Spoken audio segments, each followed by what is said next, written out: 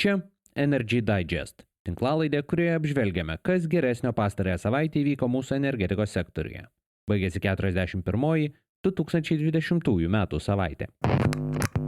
Iš geresnių savaitės naujienų. Lietuvoje planuojamas vienas didžiausių baterijų parkų pasaulyje, o vėjo jėgainės Baltijos jūroje tampa regioninės politikos dalimi. Iš tokių vidutinių naujienų Astrave pradėti fizikiniai reaktoriaus bandymai, prekyba Ignitis grupės akcijomis inauguracijos savaitę nenusidažė žaliai, o dėl finansinių Rafako bėdų nusikėlė Vilniaus kogeneracinės jėgainės biokuro įrenginių statyba. Be visų šių dalykų, Lenkijos antimonopolininkas už Nord Stream 2 skyrė baudą Gazprom ir jos partneriams, o Ignalinos atominė elektrinė ieško, kas ištirtų galimas giluminės atliekų saugyklos vietas. Štai papunkčiui. Niekas negalės pirkti mūsų politinės valios. Jungti su europiniais elektros tinklais. Yra turėti kiek įmanoma žemesnį kainą. Их энергетическое кольцо. Это создает для нас проблемы. Vyriausybės posėdėje šią savaitę pristatyta pirmoji sinchronizacijos projekto ataskaita. Be kitų dalykų energetikos ministerija pateikė planą, kaip sieksime užtikrinti, kad Lietuvos elektros sistema galėtų veikti be pagalbos iš Maskvos. Anksčiau nuo netikėto atjungimo Lietuvą saugojo nesavarankiška Karaliaučiaus elektros sistema. Tačiau anklave 2019 m. gegužę sėkmingai buvo atliktas izoliuoto darbo bandymas. Tuo tarpu Lietuva po pusmečio gebės veikti sinchroniškai su Lenkija, kai bus baigtas Litpol-Link jungties išplėtimo projektas. Veikimui savarankiškai, vadinamajam izoliuotam darbui, Lietuva yra pasiruošusi jau šiuo metu. Tai galėtų vykti, bet ekstremaliomis sąlygomis, tai yra už brangiai. Siekiama, kad tai atpigtų iki 2022 metų pabaigos. Ministerija nurodo, kad tam reikės įgyvendinti kelis projektus. Pirmas – 200 MW galios baterijų sistema, sudaryta iš 4 50 MW galios ir 50 MWh talpos baterijų parkų. Apie ją skelbta dar gegužę, tuomet skaičiuota, kad investicijos į tokios galios elektros kaupimo įrenginius galėtų siekti 100 milijonų eurų. Šią savaitę projektą pastebėjo Reuters, jie skaičiuoja, kad tokia baterijų sistema bus viena didžiausių pasaulyje. Baterijų parkams lėšų tikimasi gauti iš vyriausybės ateities ekonomikos DNR plano. Apie kitus projektus – 7 ir 8 Lietuvos elektrinės Elektrėnuose blokų rekonstrukciją ir Vilniaus 3 termofikacinės elektrinės prieinamumo užtikrinimą iki šiol neskelbta. Gausiau detalių tiesa kol kas nepateikiama, planas dar bus pateiktas viešai konsultacijai. Senieji dar nedemontuoti blokai Elektrėnuose šiuo metu užtikrina tretinį rezervą, tai reiškia, jie gali būti įjungti ir jie gali veikti, tačiau po 2023 metų jie nebeatitiks aplinkosauginių reikalavimų. 3 termofikacinė elektrinė šiuo metu priklauso Ignitis grupiai. Jėgainė tuometinė Lietuvos energija 2017 įsigijo už 9,7 milijono eurų. Nebuvo slepiama, kad tai atlikta tik tam, kad Vilniaus miesto savivaldybė leistų Lietuvos energijai statyti Vilniaus kogeneracinę jėgainę. Tai yra išduotų jai leidimą dėl pastatų aukštingumo. Apie jos galimą atgaivinimą užsimenama Ignitis grupės strategijoje, tačiau techninė ir technologinė elektrinės būklė nėra išsamei įvertinta. Prekybos pradžia Ignitis grupės akcijomis biržoje buvo pažymėta minuso ženklu. Akcijos debiutinę savaitę užbaigė beveik 2 procentais pigiau nei pirminis viešas akcijų siūlymas, tai yra IPO Vilniuje, ir 4,5 procento pigiau nei IPO Londone. Teoriškai tai turėjo atsakyti į paskutinius klausimus dėl Baltijos šalims istorinio įvykio, regis didelio nepatenkinto poreikio įmonių grupės akcijoms nebuvo. Tačiau didelio smukimo jų kaina taip pat nepatyrė. Investuotojai džiaugiasi, kad IPO iš viso pavyko, bendrovė, kad pavyko Lietuvą pristatyti kaip šiaurės šalį. Kritikai peikia proceso skubą.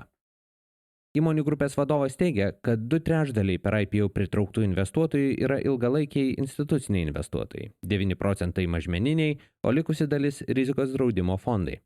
Bendrovės skaičiavimu platinant įmonės akcijas buvo pasiektas 8,7 EBITDA rodiklis. Anot įmonių grupės vadovo, tai geras rezultatas lyginant su kitų panašių bendrovių įvertinimais. Finansų ministerija, pagrindinė įmonių grupės akcininkė, iš pradžių tikėjosi 10-12 EBITDA vertinimo.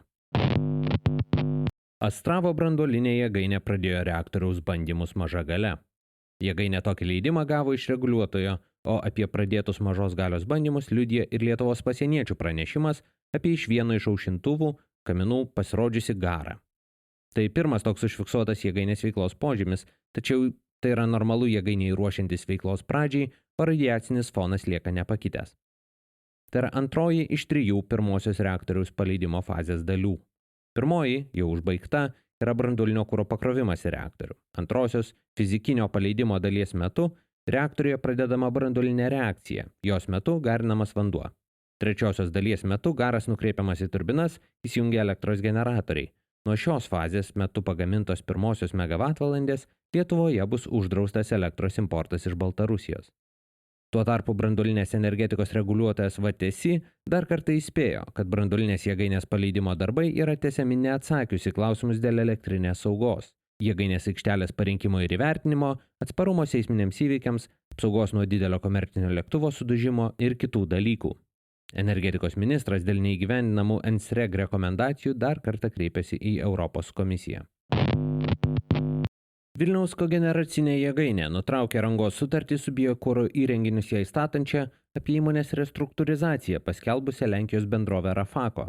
Finansinių sunkumų patirianti bendrovė pripažinta nepajėgia laiku įvykdyti darbų. Dėl to jėgainės biokuro įrenginių paleidimas bus įgyvendintas iki 2022 metų pabaigos, metais vėliau nei planuota. Lietuvos statybininkų asociacija skaičiuoja, kad Lenkijos įmonės statybų bendrovėms liko skolinga apie 1 milijoną eurų. Ignalinos atominė elektrinė pradeda ieškoti giluminės branduolinių atliekų saugyklos vietos. Bendrovė paskelbė ieškanti, kas galėtų parengti potencialių vietų vertinimo metodiką, taip pat atlikti pirminį nustatytų tinkamų vietų socioekonominį vertinimą. Šiuo metu panaudotas branduolinis kuras Lietuvoje saugomas atominės elektrinės teritorijoje. Nuo 2023 metų jis visas turėtų atsidurti sauso tipo saugyklose. Jose panaudota branduolinį kurą ir atliekas galima laikyti 50 metų. Jų perkelimas ir giluminės saugyklos įrengimas galėtų kainuoti apie 2,5 milijardo eurų. Lenkijos antimonopolininkas Wokik skyrė 29 milijardų zlotų arba 6,5 milijardo eurų baudą Rusijos Gazprom. Taip pat dar 52 milijonus eurų baudų 5 Rusijos įmonės partneriams Nord Stream 2 projekte. Didžiausios baudos skirtos Vokietijos OMV ir prancūzų Engie, atitinkamai beveik 20 ir 12 milijonų eurų. Jos skirtos už ankstesnių reguliuotojo nurodymų nesilaikymą. Europos bendrovėms buvo liepta nutraukti partnerystę su Gazprom dujotiekio projekte. Įmonės tuomet pasitraukė iš projekto kaip dalininkės, bet toliau jį finansavo. Gazprom baudą žada skųsti.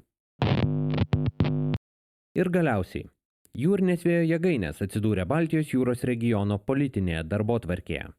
BEMIP formate, kurį sudaro Baltijos šalys, Suomija, Švedija, Danija, Vokietija ir Lenkija, ministrai pasirašė bendrą ketinimų deklaraciją.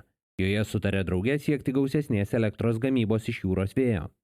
Tikimasi koordinuotai planuoti vėjo jėgainių projektus, kurti vienodas sąlygas bendrovėms šiuose projektuose dalyvauti, o šalių elektros perdavimo sistemų operatoriai ieškos galimybių bendradarbiauti, kuriant reikalingą infrastruktūrą. Skaičiuojama, kad Baltijos jūroje vėjo jėgainių potencialas siekia iki 93 gigavatų. Šiam kartui tiek. Jei tinklalaidė jums pasirodė įdomi, prenumeruokite. Energy Digest rasite bet kurioje podcastų programėlėje. Papasakokite apie tinklalaidę draugams, bendradarbiams, pažįstamiems. Galbūt jiems energetikos naujienos taip pat bus įdomios. Šis podcastas yra kuriamas to paties pavadinimo naujienlaiškio pagrindu. Jei mėgstate naujienas skaityti, o ne tik jų klausytis, laidos aprašyme rasite nuorodą, kuria sekdami galėsite užsiprenumeruoti naujienlaiškį. Kaip bene viskas šiame gyvenime, Energy Digest ilgainiui atsiduria socialiniuose tinkluose. Aprašyme rasite visas navigacijai reikalingas nuorodas. Taip pat ir į Patreon platformą, kurioje galite tapti tinklalaidės rėmėjais. Ačiū, kad klausėtės. Su jumis buvau aš, Naglis Navakas. Iki kitų kartų.